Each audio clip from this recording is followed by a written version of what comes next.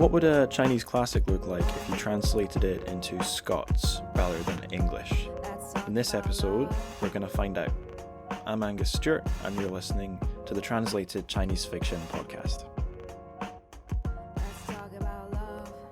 So this episode is about the Mossflow, which is Brian Holton's translation of Shui Hu Zhuan, known in English as Water Margin, also known as Outlaws of the Marsh, also known as All Men Are Brothers, and also known by quite a few other English names. And it's also thought to have been written by quite a few different Chinese writers, the original version, I mean, of course. There's various competing theories as to who wrote this text.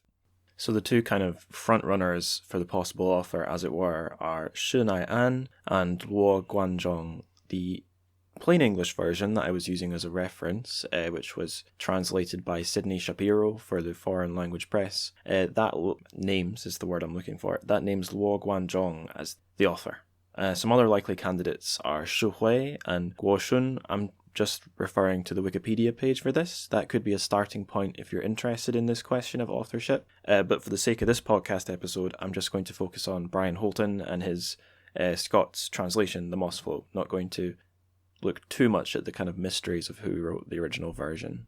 Before I do that, I'm just going to quickly do the plugs. So if you want to support the show and help me pay for the hosting fees, basically, for SoundCloud, there's two places you can do that. There's the Patreon, patreon.com/TrChFic, TrChFic, and you can give a wee monthly contribution, and in return, there are wee bonus shows. I do like a 5 to 15 minute bonus show for each episode, and those are all up there for your listening pleasure if you want to be a Patreon contributor, subscriber, I forget the correct noun. And then for a little one-off contribution, there's Buy Me a Coffee. buymeacoffee.com/TrChFic. All these links will be in the show notes, and there you can buy me a proverbial coffee. There's also the Twitter and the Instagram. So the show has an Instagram account. It's, as you might have guessed, TrChFic.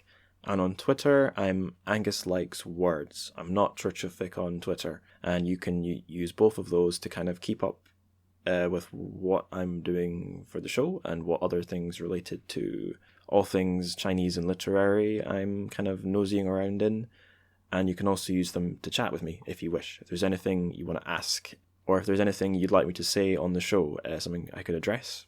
If you want to correct me for some hideous mistake I've made, those are the places to do that. So I'd love to hear from you. So our next burning question is, who's our translator? Who's Brian Holton? And it's a question with interesting answers, because he's lived a pretty interesting life. He was born in Galashiels in Scotland in 1949, but he spent his first 6 years of his life in Lagos in Nigeria. And for his career, he's been in all sorts of different places, doing all sorts of different jobs. He started off in Scotland and the Scottish Borders in the BBC Radio Scotland, and in a museum. Then he had some different academic positions in Edinburgh, in Ningbo, back in Edinburgh again, in London, England, Newcastle, Hong Kong. And from what I can gather, he's settled in Hong Kong since about the millennium. And he's married to a Chinese lady, Guo Ying, who is herself an author. She writes travel books. But what he's mostly done as a translator is translated the Misty poet, Liang, into, as far as I'm aware, Scots and English. So he's got various publications of Chinese poetry and pieces into Scots, not into English. And he is the only, basically your world's only Chinese to Scots poet. And the big project he's been working on for a very long time, which is, if there is a finished version, the world of publishing hasn't seen it yet, is his translation of Water Margin. I think it was possibly originally titled Men o' the Mossflow, and then it's since changed to the Mossflow. But yeah, so he's an interesting figure. He's certainly not your typical literary Chinese translator, and he is interesting in that he's strongly associated or paired with one Chinese author, Liang. His unique selling point, apart from that, I suppose, is the fact that he translates into Scots. So the next burning question, and maybe burning more fiercely for some than others, is what is Scots? Now, for some, It's a contentious question, and I'm certainly not a academic expert of Scots, and you can maybe hear from my voice, I haven't got the strongest Scottish accent, and when I'm kind of in conversation with my other Scottish pals, I don't use that many special Scots words, the words that exist in Scots English that don't exist in quote-unquote standard English. So if an American or other foreigner asks us people, the Scottish people, do you speak Scottish? We could interpret that two ways. We could take it to mean the quote-unquote indigenous language of Scotland, Scottish Gaelic, but that is it's not a dead language, but it's only really spoken by a small portion of the population in the Highlands, the Western Islands, and the West Coast.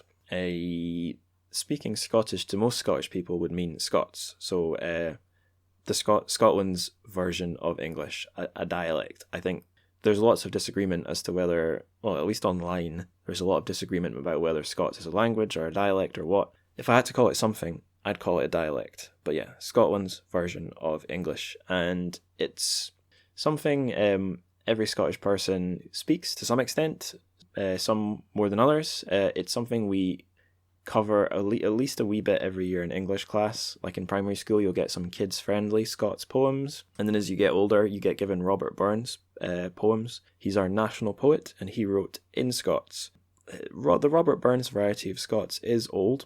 Modern Scots, if you want a good example of modern Scots written on the page, I can name two authors you should look for. Irvin Welsh, the guy who wrote Trainspotting, and then Chris McQueer, who writes funny wee stories using Scots for his characters when they're speaking in first person and for their dialogue. The Scots in the Mossflow is, I would say some of it is maybe the more oldie Robert Burnsy Scots with older vocabulary, and then there's other bits which really do read like modern Scots. The other tricky thing about Scots, well, there's a few tricky things, it's mostly a spoken language, so it can be a bit fiddly on the page because you can have like contradictory spellings, where or where not to put apostrophes if you're missing a letter. And also, like, Scots doesn't sound exactly the same in different parts of the country. So, like, my example would be, I'm from Dundee. For I, like, I did this, I did that. In Dundee, we'd see did this, did that. But I think in most of Scotland, it wouldn't be it would be I did this, I did that.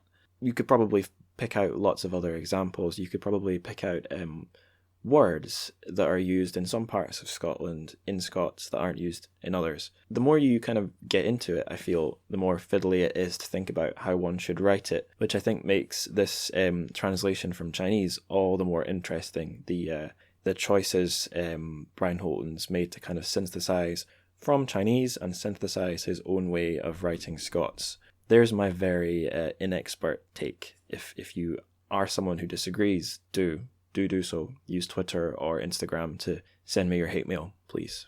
So, burning question number 3.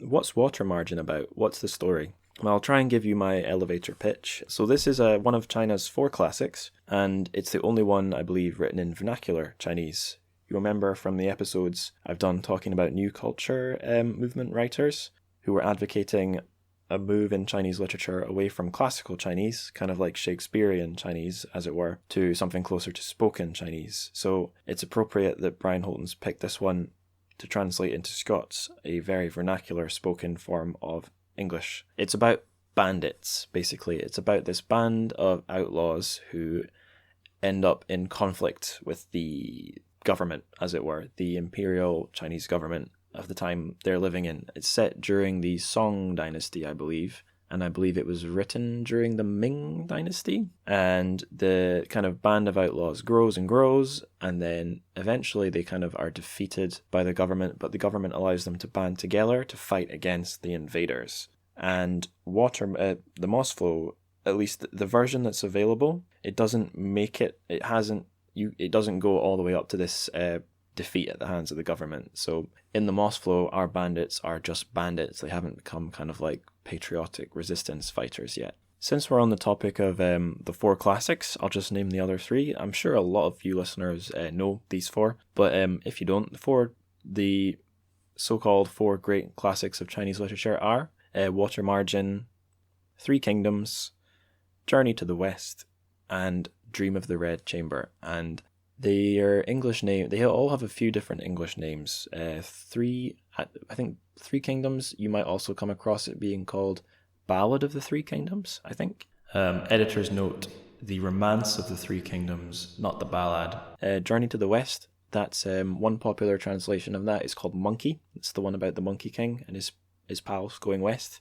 And Dream of the Red Chamber can also be called Story of the Stone, A Dream of Red Mansions. I think the Dream of the Red Chamber is easily the coolest name out of those. That's just my opinion. So where did I get this copy of the Mossflow, since it's not fully available to read? Well, it's up online for free on a website called the Scots Corpus, which is basically a collection that's been put together of lots of different writings in Scots, and the Mossflow was included in this Scots Corpus. I'm just going to go to the Scots Corpus website and read a wee bit of its description of itself, just to help you guys understand what it is and what the Mossflow is doing up there. So this is from the homepage of the Scots Corpus, and it's kind of a description of itself, an introduction. I'm going to read through it swiftly. So quote starts here. Recent years have brought significant changes to the political situation in Scotland. Just giving you context here, this would be following the launching of Scotland's Parliament, so giving Scotland its own devolved, semi-independent government. This new political situation has been accompanied by a resurgence of interest in the languages and culture of Scotland. Advances in computer technology have made it possible to store and analyse large quantities of information in ways which were previously unthinkable. As a result, in recent years, much research in the humanities has focused on the building of large text archives and corpora. Such resources offer exciting opportunities to study language on a broad scale and with a precision which would otherwise be impossible. The Scottish Corpora project has created large electronic corpora of written and spoken texts for the languages of Scotland. The Scottish Corpus of Text and Speech, and that spells Scots, they're pointing out in brackets, has been online since November 2004, and after a number of updates and additions has reached a total of nearly 4.6 million words of text, with audio recordings to accompany many of the spoken texts. A sister resource, the Corpus of Modern Scottish Writing, was launched in 2010, and now comprises 5.4 million words of written text with accompanying images. Together, the Scottish Corpora allow those interested in Scotland's linguistic diversity and in Scottish culture and identity to investigate the languages of Scotland in new ways and to address the gap which presently exists in our knowledge of these. The resources also preserve information on these languages for future generations. So, there you go. My wee comment relating to the Mossflow is that the Mossflow is not in the corpus of modern Scottish writing, it's in the main corpus, and I think that makes sense because the language Brian Holton uses is not really modern Scots for the most part. It's a little bit more old school.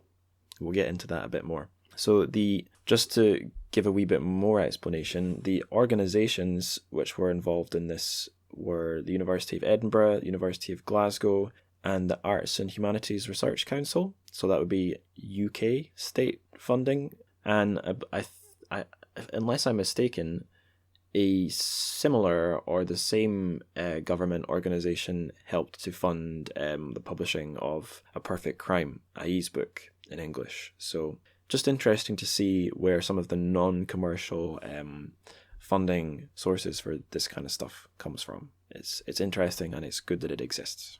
So how did I get onto this one? Why the Mossflow? Well, it was thanks to Twitter.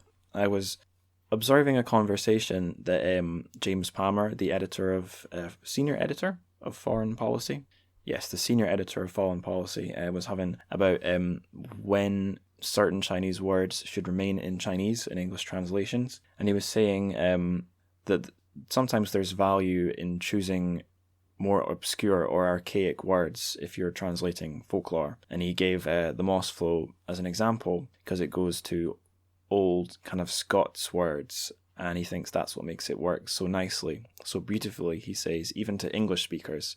Although I would agree that the kind of folksy or archaic feel that the Mossflow has does work. The Scots works to that effect. Does it work beautifully for English speakers? So I don't necessarily have that perspective because I'm Scottish and I can read most Scots as it's written on the page, but I have a wee bit of doubt as to how accessible the Mossflow is to people with zero understanding of Scots. Just a suspicion, we'll get more into that later on in the show.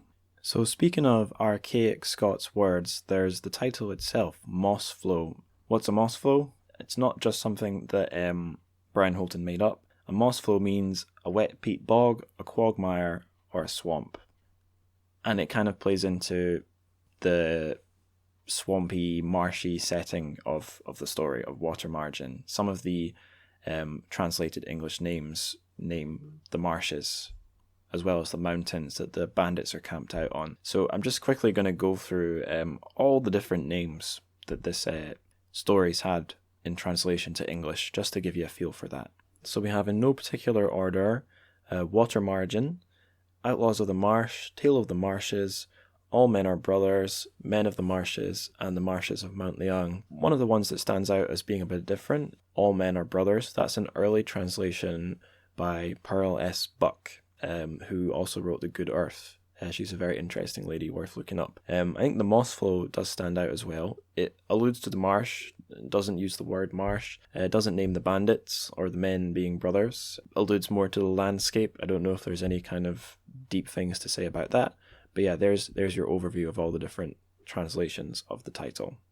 So there's been a lot of translations of this book. There's been a translation into Manchu, lots of different translations into Japanese.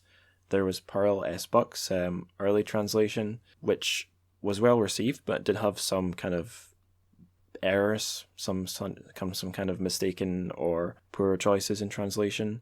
There's the Water Margin translation from 1937, and the one by Sidney Shapiro, the Foreign Languages Press one from 1980, Outlaws of the Marsh. That's generally considered to be the best standard English one. But yeah, there's your kind of full potted history of the translation of this text. I believe it's thought by some that should the Mossflow ever be published, it will in some ways surpass any standard English translation of Water Margin.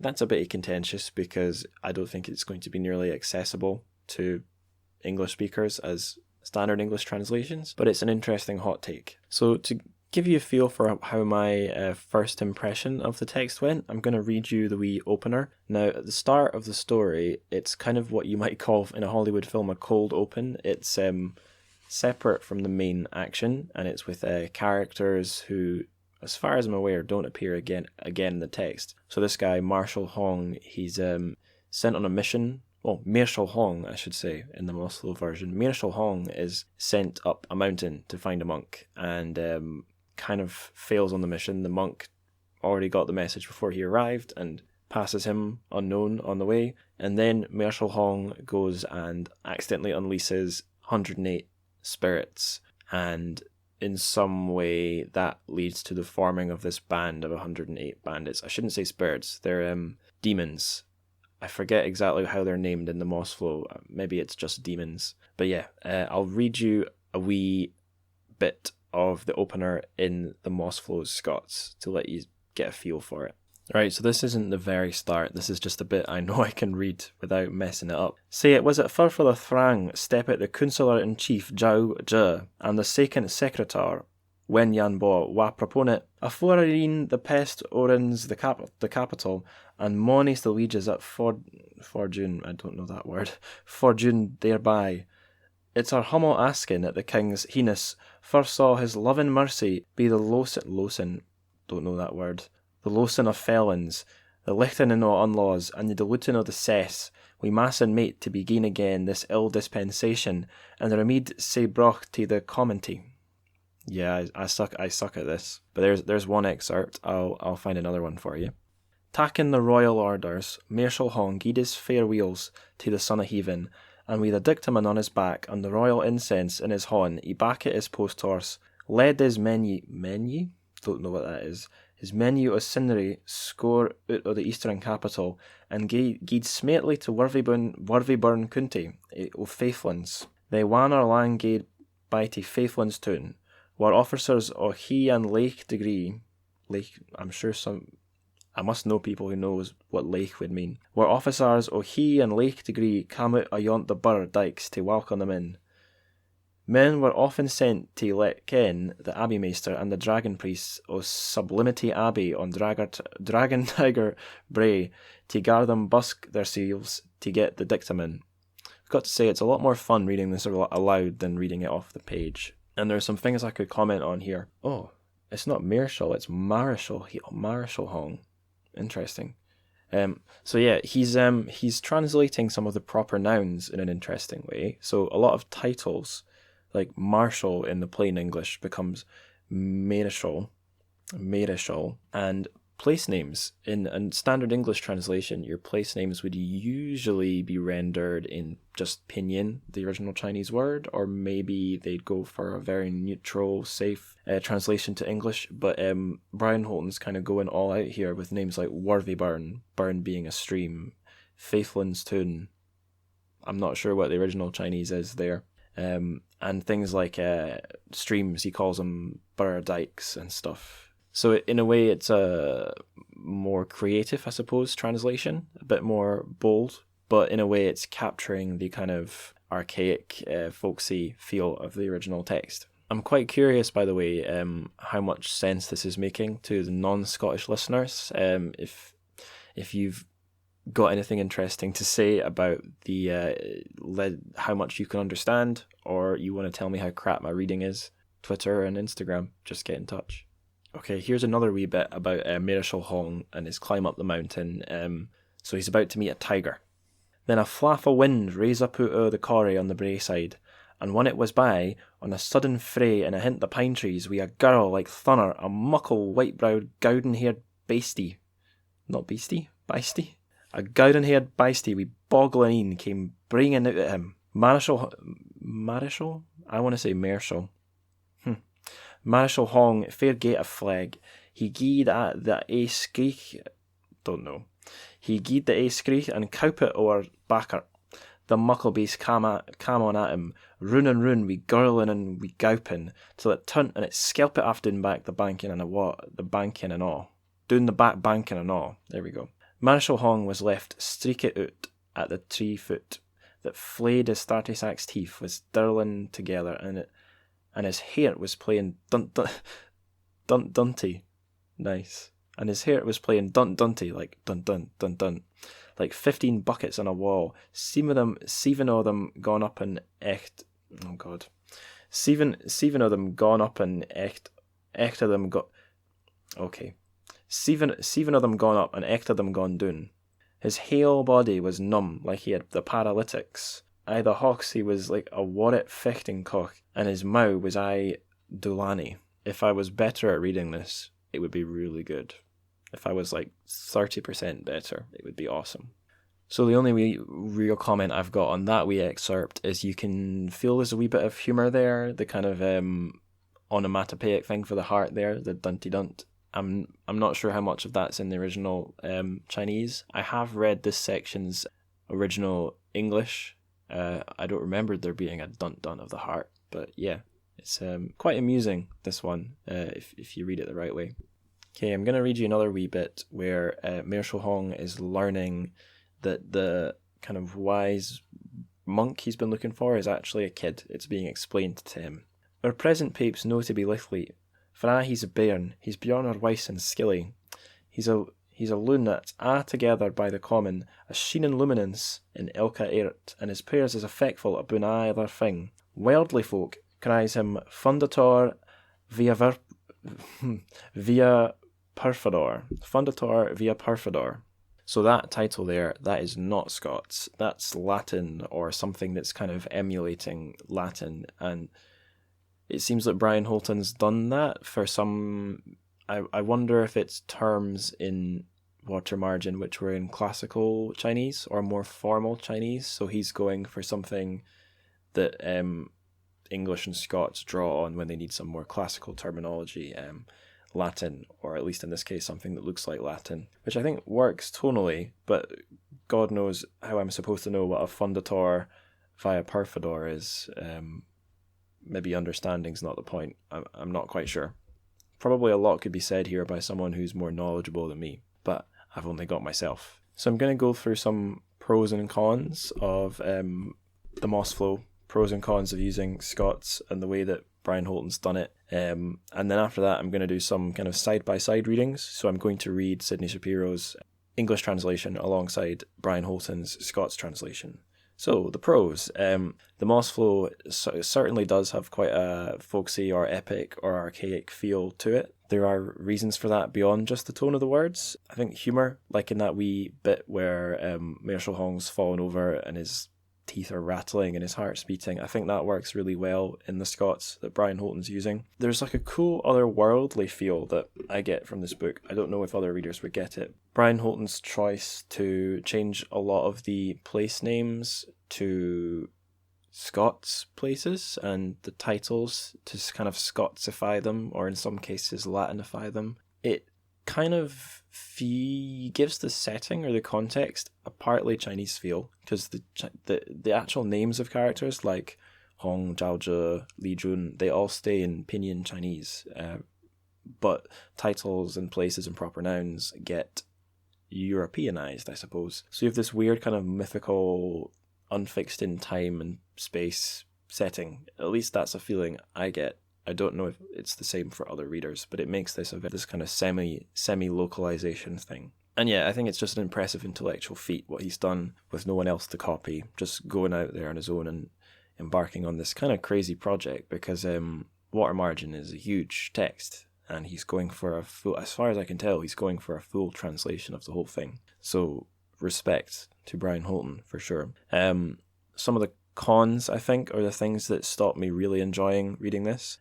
I think the Scots occasionally feels a bit jarring, because it's, for me, the Scots I do feel comfortable with reading, as you maybe heard, I was stuttering there, would be modern Scots. And I feel like, especially reading this, just reading it in your head silently, you can't get full enjoyment of Scots. I feel like to be at its max potential, it needs to be spoken. That's why when we do Burns poetry in school, we often speak it. And when we do things like Tea Haggis or Tea Moose, it's best if someone's reading it full of gusto. I think I already mentioned that like some of the titles, the characters, when their titles are turned into funky looking Scots words or Latin words, I don't necessarily know like what they are. Like Marshall, okay, I can see he's a marshal, but Fundator via Verpador, I don't know what that would be. A dictamen, not really sure. Yeah, quite a lot of titles here that just kind of leave me blinking and feeling confused. Right, so now I'm going to do a wee side-by-side reading of just the very start of the text. I'm going to read Sydney Shapiro's English translation first, and then I'm going to read Brian Holton's Scots translation. So these have both come from the same source text, the Chinese, and we're going to see how they compare. So here's the start of chapter 1 in the Sydney Shapiro version. After the 5 Dynasties' turmoil and strife, the clouds dispersed and revealed the sky. Refreshing rain brought old trees new life. Culture and learning once again were high. Ordinary folk in the lanes wore silk. Music drifted from mansions and towers. All under the heavens all was serene. Men dozed off at noon, midst gay birds and flowers. This 8-lined poem was written during the reign of Emperor Shenzong of the Song Dynasty by a scholar named Shao Yaofu, also known as Master Tangjie. From the end of the Tang and all through the 5 dynasties, times had been troubled. One short-lived dynasty had ruled after another. How true was the verse, Zhou, Li, Shi, Liu, Guo founded, Liang, Tang, Jin, Han, and Zhou. 15 emperors 50 years in a row, bringing hardship, tumult, and woe. So there's your Sydney Shapiro English. Now I'm going to read our Brian Holton Scots from the Mossflow. Ye the mixter master of the 5 dynasties sturt and stour. Ae day the cinder clouds and smear let keek the lift. Now 100-year-old Gress lies daggett wi' new rain, and mensiful Lear retours to the valleys once again. Gauzy silk is skailt o'er honoured lawns and winds. pipe and therm in ilka haw, and charmer ring. The hale life world new tax the play in peace, and palace orchids we nae devol dover in the sun. A while, this eckline stave was scrivet by Zhou Yao Fu, was Halley name was Meester Puritas, a weill-kent scholar at the court o' King Shenzong, o the, oh my god, what word is this? Umqhile, o the umqhile Hous song. That must be imperial? Don't know. O the umqhile Hous song. He was vexed at the Five Dynasties, yon hinner-en o the Tang times, when there was naethin but weir and brulyie. In they days, whit was gins i the mornin, wad be Liang's be nicht. Oh, that's good. That's really good. Gins in the morning, Liang's by night. It was gins i the mornin, wad be Liang's be nicht. And richtlie was it said that Zhou, shall I keep doing the accent? No, I won't. Zhou li, shi, liu, guo, Liang, Tang, Jin, Han, Zhou. 15 kings thegither. Skailt 50 year o stushie. So yeah, there's your two versions. As you can see, my mastery of the Scots is just not as up to par as how I can read the kind of more plain English. But there's maybe a bit more flavour in the Mossflow. You know, if you've got all the vocab and you're familiar with reading it smoothly, then you're in the gold seam right there. So I mentioned before that Brian Holton is also maybe the key English translator of the Chinese Misty poet Yang Liang, and I thought I would try and find one of Holton's translations into Scots of Yang Liang, because he's got a book called Weir the Deep Sea Devolves, which is a translations of Yang Liang's poems into Scots rather than English, because Brian Holton's done both. He's done Yang Liang's poems into English and into Scots.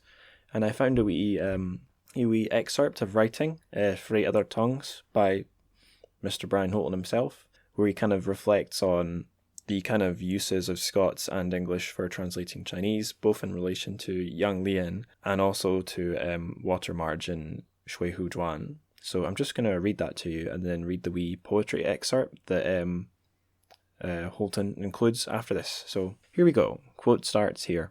It's also true that I can hear one kind of text in Scots and another in English.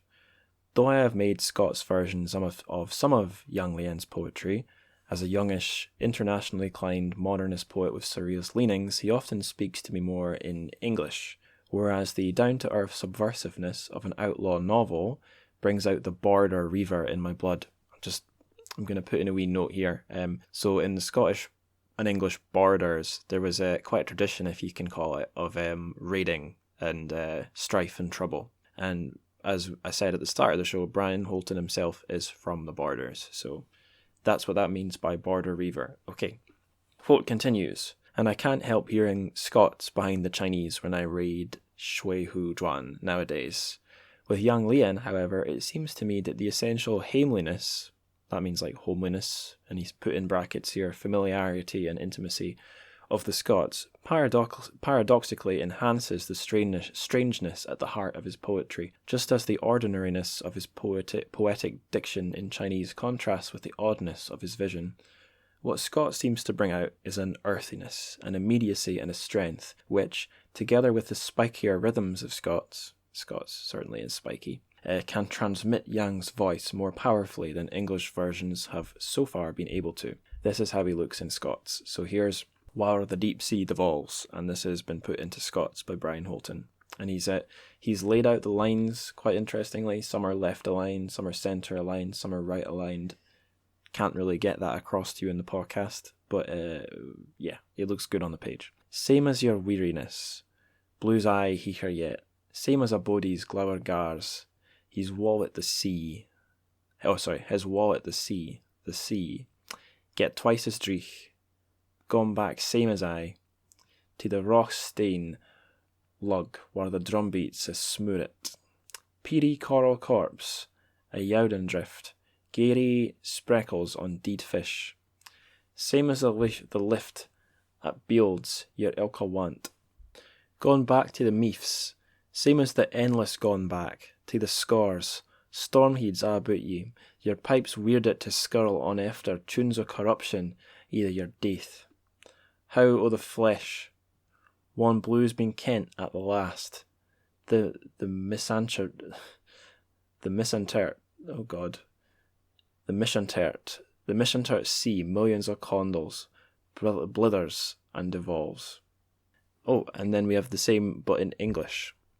Where the sea stands still, just as your weariness, blue is always higher, just as a man's gaze compels, has chosen the seath sea to be twice as desolate, going back as ever, to that carved stone ear where drumbeats are destroyed, where tiny coral corpses fall in a snowstorm, gaudy speckles on dead fish, like the sky that holds all your lust, going back to the limit like limitlessness, going back to the cliffs, storm heads all around, your pipes doomed to go on tunes of corruption playing after your death, deep in the flesh. As blue is recognised at last, the wounded sea, a million candles, stands dazzlingly still.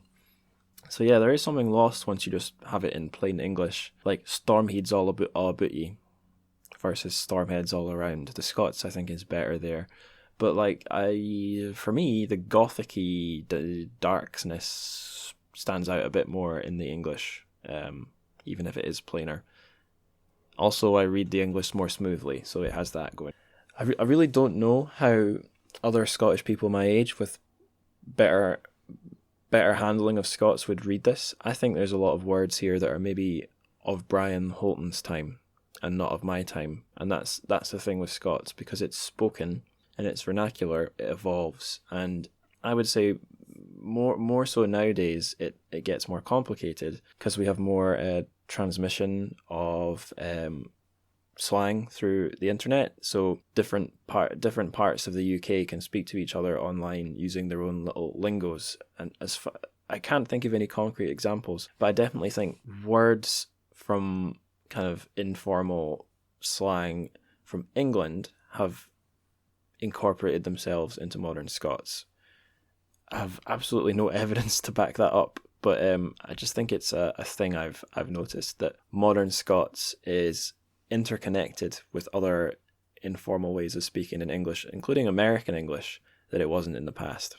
And Brian Holton's, he's not of that time, and he lives in Hong Kong these days, so the Scots he's using in these translations is oldie worldy, I would say.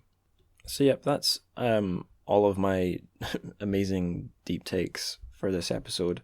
Just another interesting thing I found, again, just on the Wikipedia page, there have been kind of like proto-fan fictions of water margin, shui hu zhuan, written in Chinese a very long time ago. There's a kind of like an unofficial sequel, Shui Hu Zhuan, which means the later story of the water margin. There's Jinping Mei, which is an erotic novel which features characters from Water Margin, written by different authors. And there's a really interesting, I can't think of the right word for this, a revisionist version, that's the word, by a Mr. Dang Kouzhi. Oh no, sorry, that's the name of the text, Dang Kouzhi, written by Mr. Yu Wanchun, and its title means The Tale of Eliminating Bandits, where basically Yu Wanchun thought, no, these are criminals, they suck. So he wrote a version where they were bad guys, ruthless mass murderers and destroyers, says Wikipedia, and they all eventually get taken out by the government and I guess killed. Interesting stuff. So yeah, just a little fun factoid about water margin for you guys.